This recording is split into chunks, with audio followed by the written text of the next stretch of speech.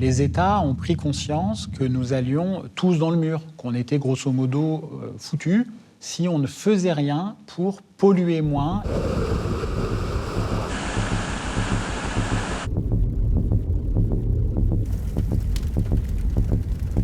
Mais comment atteindre ces objectifs? Parce qu'il est bien beau de se dire il faut lutter contre les gaz à effet de serre, mais comment on va s'y prendre?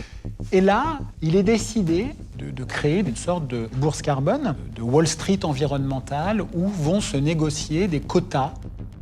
Le principe des quotas carbone est un principe assez simple.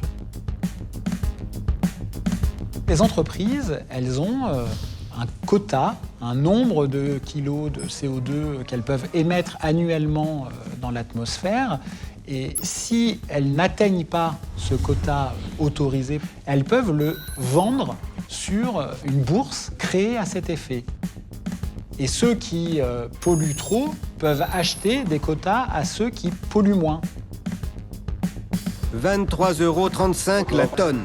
Depuis ce matin, le gaz carbonique a un prix et il est même coté en bourse. La bourse du carbone à Paris. 3000 entreprises européennes ont des plafonds d'émissions.